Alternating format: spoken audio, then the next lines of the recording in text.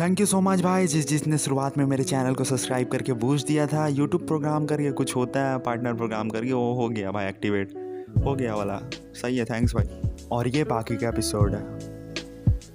इस एपिसोड के स्टार्टिंग में एक ओल्ड मैन एक फाइटर टाइप आदमी से कहता रहता है आजकल के फाइटरों में वो बात देखने को नहीं मिलती जो पहले के फाइटरों में हुआ करती थी। फाइटर टाइप आदमी कहता है कि आजकल के फाइटर बड़े और ताकतवर होते हैं लेकिन उन्हें फाइटिंग स्टाइल के बारे में कुछ भी नहीं मालूम होता है। ओल्ड मैन कहता है कि पहले के फाइटिंग मैच में बात ही कुछ और होती थी और कहता है जैसे कि पास्ट में तुम्हारा और ओरोची का मैच हुआ था, क्या क्लासिक मैच था वो। और ओल्ड मैन कहता है आजकल अरीना में दिल दहला देने वाला मैच होता ही नहीं है। उस तरीके के मैच के इंतजार में मुझे लगता है मेरा उम्र ही खत्म हो जाएगा। ये बात सुनने के बाद फाइटिंग टाइप मैन कहता है कि तुम्हारे मुंह से इस तरीके की बातें सुनने में बहुत फनी लगता है और जहाँ रहा दिल दहलाने वाले मैच का सवाल, दिल दहलाने वाली मैच तुम्हें मिलने वाला है। और फाइटर टाइप मैन कहता है कि मैं तुम्हारे लिए कुछ इंटरेस्टिंग न्यूज लाया हूँ। ओल्ड मैन अक पकाते हुए कहता है बताओ मुझे जल्दी से। और फिर फाइटर मैन बताने लगता है कि 7 महीना पहले मेरे दोस्त के यहाँ एक इंटरेस्टिंग जापानीज फाइटर ब्राजील पहुंचा था। फाइटर टाइप मैन कहता है कि वो अभी बच्चा है लेकिन वो अपने बातचीत करने के एटीट्यूड से तुम्हें मैन लगेगा।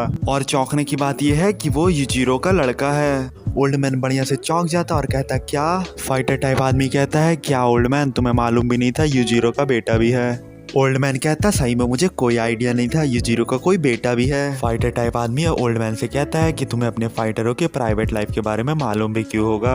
ओल्ड मैन कहने लगता है तुम्हें मालूम भी है ना पूरे अंडरग्राउंड अरीना में जितने भी फाइटर है सबको अकेले मैं ही मैनेज करता हूँ। ओल्ड मैन कहता मेरे सारे फाइटरों का डेटा मेरे दिमाग में है। ओल्ड मैन तुरंत ही गर्म होकर कहता है मैंने अपने सारे फाइटरों के नेम, वेट, हाइट, एज, वो कहाँ और कैसे रहते हैं और उन्हें जानवरों में क्या पसंद है, यहाँ तक कि वो किस तरीके की औरत से लाल होते मैंने वो भी मालूम कर रखा है। फाइटर टाइप मैन फिर मुस्कुराते हुए कहता है माफ करिएगा मुझसे गलती हो गई। फिर फाइटर टाइप मैन कहता है कि उस बच्चे का नाम बाकी हानमा है जिसका मतलब तलवार जैसा तेज दांत होता है। ओल्ड मैन कहता है नाम मत बताओ, नाम से कुछ नहीं होता, वो लड़ने में कैसा है वो बताओ। फाइटर टाइप आदमी कहता है मैंने उसे अपने आंखों से तो नहीं देखा था लेकिन मैंने सुना है जब वो 13 साल का था यानी 2 साल पहले उसने यूरी चकाचकी से फाइट करके उसे हरा दिया था। और फिर बताता है कि उस बच्चे ने कोरू हानायामा को भी कई लोगों के सामने बहुत बुरी तरीके से हराया था। ओल्ड मैन चौंक जाता और कहता क्या हानायामा को भी? और फाइटर टाइप मैन कहता है क्या तुम विश्वास करोगे कि 13 साल का बच्चा हानायामा के ग्रिप को झेलने लायक था? ये सुनने के बाद ओल्ड मैन कहता है कमाल है। और फिर फाइटर मैन कहता है हानायामा से लड़ने के बाद रूमर ये भी है कि उसने अपने बाप से भी फाइट किया था। और कहता है वहाँ पर ही 10 से 12 ऑडियंस भी थे जो बाकी से किसी तरीके से जुड़े हुए थे लेकिन उन सभी लोगों में से कोई भी उस फाइट के बारे में बात नहीं करना चाहता अगर उनसे पूछा जाए तो। ओल्ड मैन चौंकने वाला फेस बना के कहता है कि आखिर वहाँ ऐसा हो क्या सकता है। फाइटर टाइप आदमी कहता है कि मैच खत्म होने के बाद वो बच्चा पूरी तरीके से गायब हो गया था। ओल्ड मैन कहता है इसका मतलब ये होता है कि युजिरो ने अपने ही बेटे को ठोक दिया होगा। और फाइटर टाइप आदमी कहता है कि रूमर तो ये भी उड़ रहा था कि उसके मॉम के डेथ के बाद वो यूएस भाग गया था वो बच्चा। और कहता है 7 महीना पहले वो बच्चा ब्राजील में देखा गया था। और फिर सीन चेंज होता है और दिखाता है बाकी का जो किसी यूएस के सड़क पे चल रहा है। और फिर नेक्स्ट सीन में दिखाता है बाकी अलग अलग फाइटिंग स्टाइल वाले जिम में जाकर वहाँ के बेस्ट फाइटरों को चैलेंज करके हरा रहा है। वो बच्चा अपने फाइटिंग स्किल को इम्प्रूव करने के लिए इधर उधर भटक रहा है, फाइटर मैन कह रहा है। और वो बच्चा किसी ऐसी जगह पे पहुंचना चाहता है जहां उसे बगैर रूल के परवाह किए रियल फाइट करने का मौका मिले। बाकी यूएस के एक कराटे जिम में कराटे जिम के ट्रेनर को डिफीट करता है। जिम ट्रेनर बताता है कि अगर तुम रियल फाइट को एक्सपीरियंस करना चाहते हो तो तुम्हें ब्राजील जाना चाहिए। और कहता है तुम लोगों को रियल फाइट ब्राजील में ही मिल सकता है। बाकी नदी के पास बैठकर कराटे जिम के ट्रेनर की बात याद करता है कि तुम अमेरिका में भटक कर बाबू अपना टाइम वेस्ट कर रहे हो। बाकी अपने मन में कहता है कि काफी दिन हो गए किसी एक्साइटिंग फाइट को किए हुए मेरे। बाकी निराश होकर अपना मुंडी इधर उधर हिलाता है तो उसकी नजर एक कुत्ते पे पड़ती है। वो कुत्ता भी किसी ख्याल में खोया हुआ रहता है। वो कुत्ता भी बाकी की तरफ देखता है तो बाकी उस कुत्ते को अपने साथ अपने जर्नी के लिए ले लेता है और उस कुत्ते का नाम मुशासी रख देता है। अब सीन चेंज होता है और दिखाता है ब्राजील के स्ट्रीट का। बाकी ब्राजील पहुंच चुका है और किसी फाइटर के साथ नो रूल वाला फाइट करता रहता है। उसके बाद वो ब्राजील के मशहूर शहर रियो में पहुंचता है। फाइटर टाइप मैन कहता है कि वो बच्चा बाकी रियो में डेक्सन से मिलने गया था। डेक्सन एक अंडरग्राउंड अरीना का फाइटर था। अंडरग्राउंड अरीना वो अरीना है जहाँ पर ही नो होल्ड बार मैच होता है। नो होल्ड बार यानी कि फाइटिंग स्टाइल मैटर नहीं करता फाइट के टाइम। बाकी डिक्सन फाइटर की घर का एक्सटीरियर देख के कहता है सही में ये फाइटर तो मुझे बहुत अमीर लग रहा है। डिक्सन का बटलर आके बाकी से कहता है कि डिक्सन तुम्हारा बेसब्री से इंतजार कर रहा है सुबह से, तुमने जब से उसे कॉल किया था। बाकी से बटलर कहता है फॉलो करो तुम मुझे, तो बाकी उसके पीछे घर के अंदर घुसने लगता है। बाकी जैसे ही हॉल रूम में घुसता है तो उसे दिखता है चारों दीवार में अलमीरा लगा हुआ है और अलमीरा में ट्रॉफी सब भरा हुआ है। और बटलर बताता है कि हमारे मास्टर 700 मैच जीते हैं बगैर किसी हार के। बाकी चौंका रहता है 700 मैच बगैर किसी हार के। फिर बटलर कहता है ये दरवाजे से आप सीधा जाइए, डिक्सन आपका इंतजार कर रहा है। बाकी जैसे अंदर घुसता है वैसे उसे एक फाइटर दिखता है जो व्हीलचेयर में बैठा हुआ, उसके हाथों में पट्टी है, उसकी आंख का एक पल के नीचे गिरा हुआ है और चेहरे पे बैंडेज लगा हुआ है। वो आदमी बाकी को देखते साथ ही मुस्कुरा के कहता है मैंने सुना है तुम स्ट्रांग बनना चाहते हो। बाकी का डॉगी मुसासी बाहर में नाश्ता करते रहता है। बाकी उस आदमी से पूछता है तुम्हें इतने सारे चोटें कैसे आई है। फिर वो आदमी ज्ञान देने लग जाता है कि स्ट्रांग होना अच्छी चीज होती है। और फिर वो आदमी कहता है मैंने हर रोज स्ट्रांग होने के लिए ट्रेनिंग किया है, जिस दिन मेरे से मेरे दोस्त मिलने आए उस दिन भी, जिस दिन मेरे गर्लफ्रेंड से मार हुआ उस दिन भी। हर रोज का मतलब हर रोज। और कहता है बाकी से कि एक दिन मैंने नोटिस किया फिर मैं कमाल बेमिसाल स्ट्रांग फाइटर बन चुका हूँ अब। और फिर बाकी से क्वेश्चन करता है तुम ही बताओ बाबू, जब कोई इंसान खुद को महान और ताकतवर समझने लगता है तो उसके साथ फिर क्या होता है। उस पल के बाद से मुझे अपने चैलेंजरों में हाई स्कूल वाली क्यूट लड़कियां दिखने लग गई थी। जब भी मैं उनकी आंखों में देखता तो मुझे ऐसा फील होता कि उनकी आंखें मुझसे एक ही चीज कह रही हो, अब आ भी जाओ, आ जाओ आ जाओ। और कहता है मुझे उस लड़की वाले छलावे पे बिलीव था। बिलीव क्यों ना होता, उसने मुझे 700 बार जीतने को दिया, डिक्सन कह रहा। लेकिन फिर एक ऐसा पल आया जिस पल में उसने मेरा साथ छोड़ दिया और उस दिन मैं अपने चैलेंजर पर नहीं, चैलेंजर मुझ पर बहुत भारी पड़ा।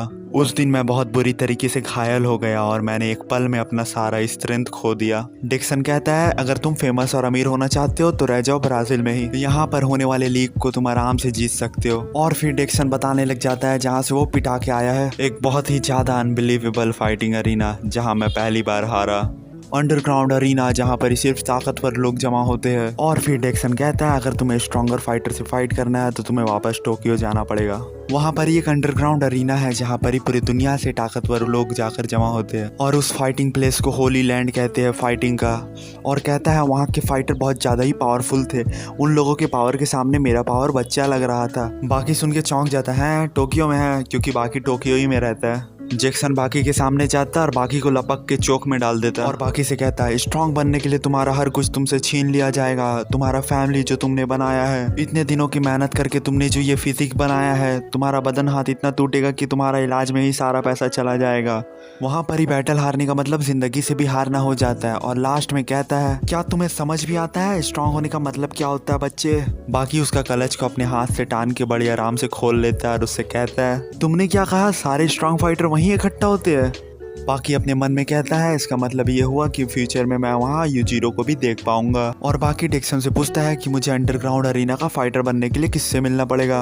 और बाकी घुटने में गिर जाता है और कहने लगता है प्लीज सर मुझे बताइए, मुझे अंडरग्राउंड अरीना में फाइटिंग के लिए ज्वाइन करने के लिए किससे मिलना पड़ेगा। बाकी के माथे जमीन में रख के रिक्वेस्ट करने के तरीके देखकर डिक्सन मन में कहता है जितने समुराई अभी तक मैंने देखा है उनमें से यही लड़का सबसे कम उम्र का होगा। और फिर सीन चेंज होता है और दिखाता है बाकी जापान वापस आ चुका है और बाकी वही जंगल में घूम रहा है जहाँ वो बचपन में घूमा करता था। Fighter type man old man से कहता है कि वो भी आप ही के पास आता होगा सर। ओल्ड मैन पूरा खुश हो जाता। ओल्ड मैन की खुशी से फाइटर मैन भी खुश हो जाता। उतने में ही फाइटर मैन चिल्लाकर कहता है रुक जाओ बे वहीं पर ही। फाइटर मैन के पीछे एक और फाइटर मारने वाला पोस्टर लेके खड़ा रहता है, इसीलिए फाइटर मैन चिल्लाता है रुक जाओ बे। फाइटर टाइप आदमी का नाम रहता है इगारी। ओल्ड मैन कहता है अभी भी तुम्हारा सेंसेस काम कर रहा है इगारी। और फिर ओल्ड मैन उस लड़के के बारे में बताता है कि ये जो सामने में लड़का खड़ा हुआ है ये स्विमी कानो है जो आज के लिए मेरे सारे घर के बॉडीगार्ड को यही गाइड करने वाला है। और फिर इगारी कानो से कहता है कि कितनी ख़राब बात है, तुम्हारा सरप्राइज अटैक तो एकदम फेलियर था। कानो कहता है मैं तुम्हें मारने के इंटेंशन वाले पोस्टर लेके तुम्हारे पीछे खड़ा था लेकिन तुम मुझे सेंस कर ही नहीं पाए। और कहता है अगर मैं चाहता तो तुम टपक गए रहते, तुम फाइटिंग वाले गेम के लिए ओल्ड हो चुके हो ओगारी। ओगारी कहता पागल मत बन, अगर मैं चाहता तो तुम्हें उसी पल मार देता जिस पल तुम मेरे पीछे आए थे, लेकिन मैंने तुम्हें तुम्हारा गेम खेलने दिया तुम्हें। ओगारी कानों से कहता अगर तुम्हें मेरी बात पे विश्वास नहीं हो रहा तो दोबारा करके देख लो तुम। नीचे से ओल्ड मैन दोनों को एक दूसरे से दूर ठेलता रहता है, कहता तुम लोग दोनों जोक को जोक की तरह नहीं ले सकते क्या। ओगारी कहता बच्चे मुझे तुम्हारा स्टाइल पसंद आया और आज रात मैं चैन से रह सकता हूँ कहकर वहाँ से निकल जाता। ओगारी जैसे ही घर से बाहर निकलता उसे बाकी दिखता खड़ा हुआ। ओगारी मुस्कुराते हुए कहता, मुझे मालूम है तुम युजिरो हानमा के बेटे हो, लेकिन क्या तुम मुझे जानते हो? कहता ओगारी। बाकी तुरंत ही रिप्लाई देता, अभी तुम कोई भी हो मैटर नहीं करता, लेकिन अगर तुम मेरे रास्ते में आओगे तो मेरे दुश्मन होगे तुम। ओगारी कहता, लो तुम्हारी बातें सुनने से मेरा मन का सुकून उड़ गया। 2 सेकंड पहले मैं कितना अच्छा महसूस कर रहा था। मैं क्या सोचकर तुमसे मुस्कुरा के बातें कर रहा था। मुझे मालूम होना चाहिए था कि मॉन्स्टर का बेटा मॉन्स्टर ही होता है। और फिर ओगारी वहाँ से चला जाता है। बाकी अपना टोपी को अपने कुत्ते के सर पे पहना देता और कहता, अच्छे बच्चे बने रहना, यहीं पर ही रुके रहना मुशाशी, मैं 5 मिनट में आता हूँ। और कहता बाकी अंडरग्राउंड अरीना के इंचार्ज के घर दीवार से छलांग लगाकर घुस जाता है। सारे गार्ड उसे घेर लेते हैं, बाकी सारे गार्ड को मार के बेहोश कर देता है। उतने में ही कानो आ जाता है और कानो देख के कहता है कि इतना सारा एनर्जी इतने छोटे बच्चे से आ रहा, क्योंकि अभी बाकी 15 साल का है। कानो पूछता है, तुम यहाँ पर ही क्यों आए हो? तो बाकी कहता है, मैं यहाँ तकुगावा से मिलने आया हूँ। कानो कहता है, मुझे हराने के बाद ही तुम बॉस तक पहुँच पाओगे। और कानो भी बाकी जैसा सेम स्टैंस पोस्चर ले लेता है फाइटिंग का। बाकी देख के चौंक जाता है, इसका भी फाइटिंग पोस्चर बिल्कुल मेरे जैसा है। कानो कहता है कि तुम अंडरग्राउंड अरीना को ज्वाइन करने के लिए कुछ ज़्यादा ही इंटरेस्टेड हो। मैं अंडरग्राउंड अरीना का ऑफिशियली मेंबर हूँ। अगर तुम्हें ज्वाइन करना है तो तुम्हें मेरे जैसे किसी को हराना पड़ेगा, तभी तुम्हारी रिक्वेस्ट सुनी जा सकती है। बाकी वो आदमी पे खूब सारा अटैक करना शुरू कर देता है, लेकिन वो आदमी सारे बाकी के अटैक को बड़े आराम से ब्लॉक करने लग जाता है। और बाकी से कहता है, क्या हुआ बाबू, कभी तुम्हारे अटैक को किसी ने इस तरीके से ब्लॉक नहीं किया क्या? बाकी फिर हड़बड़ा के अटैक करने लग जाता है, लेकिन उसका सारा अटैक आराम से ब्लॉक हो जाता है। बाकी अपने मन में सोचता है, आखिर कौन है ये आदमी जो मेरा पोस्टर चुरा के खाली मेरे अटैक सबका ब्लॉक करता है, अपने काउंटर अटैक करता ही नहीं है। वो कानो कहता है, जब भी मैं अपने ओपोनेंट के पोस्टर को कॉपी करता हूँ तो मैं उसके अटैक को बड़े आसानी से ब्लॉक कर पाता हूँ। और कहता है, मैं अपने अपोनेंट के मूवमेंट देख के समझ जाता हूँ वो कौन सा अटैक कब करने वाला है। और फिर कानो कहता है, मेरा एक अपना फिलॉसफी है कि अगर कोई ओपोनेंट मुझ पे अटैक नहीं कर सकता तो ये पक्का है कि वो मुझसे जीत नहीं सकता। और कहता है, थोड़ी देर में ही मेरे अपोनेंट अपने सारे अटैक को नाकाम होते देखने के बाद बहुत गुस्सा हो जाते हैं और अपने कमजोरी को शो करने लग जाते हैं। और कहता है, लोग अपने वीकनेस सबको दिखाने लग जाते हैं जब वो लोग तुम्हारी तरह हारने लग जाते हैं। बाकी कहता है, तुम्हें एक फिलॉसफी पकड़ने के बाद बहुत ज़्यादा घमंड आ गया और कुछ नहीं है। और बाकी उस पर अटैक कर देता है तो कानो ओ ऐसा है कह के बाकी के जॉ में बहुत जोर का पंच मार देता है। बाकी क्लियर नॉकआउट हो जाता है और बाकी नीचे गिरने लग जाता है, लेकिन फिर अचानक से बाकी खड़ा हो जाता है। कानो पूरी तरीके से चौंक जाता है, आखिर ये खड़ा कैसे हो गया। बाकी कानो से कहता है कि जब मैं नीचे गिर रहा था तब तुमने सेकंड अटैक क्यों नहीं किया? तुम बेवकूफ़ हो क्या? तुमने अपना एक परफेक्ट चांस गंवा दिया मुझे ख़त्म करने का। इनडायरेक्टली कहता है, ओवर कॉन्फिडेंट होना यानी अपने चांस को गंवाना होता है। कानो अभी भी शॉकिंग स्टेट में यार। बाकी से कहता है, वो शॉट खाने के बाद तुम बात कैसे कर सकते हो? अभी तो तुम्हें बेहोश होना चाहिए था। बाकी कानो से कहता है, आखिर तुम बोल क्या रहे हो? इससे ज़्यादा पावरफुल पंच तो मैं खाता रहता हूँ दिन भर। ऐसा पंच तो मेरी मॉम भी मुझे मारा करती थी। कानो बहुत जोर से बाकी के पेट में एक लात मार देता है और कहता है, बताओ ये कैसा है? बाकी कहता है, ये शॉट में थोड़ा दम था। बाकी के पेट पे एक बहुत जोर का पंच मार देता है कानो और बाकी से कहता है, मुझे नहीं मालूम कि तुम्हारा क्या सिचुएशन है बाबू, लेकिन तुमने रात में अचानक से गार्ड्स पे हमला किया है। तुम्हारे जैसे इंसान को फाइटिंग के पवित्र भूमि यानी अरीना में उतरने नहीं देना चाहिए। कानो कहता है। बाकी कहता, पूरे दुनिया के स्ट्रॉन्गेस्ट वहाँ इकट्ठा होते हैं। कानो कहता, तो क्या? बाकी कहता है, सभी मुझसे ये कह रहे कि अगर मैं वहाँ जाऊँगा तो अपना सब कुछ खो दूंगा, लेकिन मुझे किसी चीज़ का भी परवाह नहीं है। मैं सिर्फ वहाँ पर ही जाकर जीतना चाहता हूँ, तब तक जीतना चाहता हूँ जब तक वो आ नहीं जाता। ये जीरो का आने का बात कर रहा। और कहता है, मैं दुनिया का सबसे स्ट्रॉन्गेस्ट मैन को हराना चाहता हूँ, चाहे कुछ भी हो जाए मैं उसे हरा कर रहूँगा।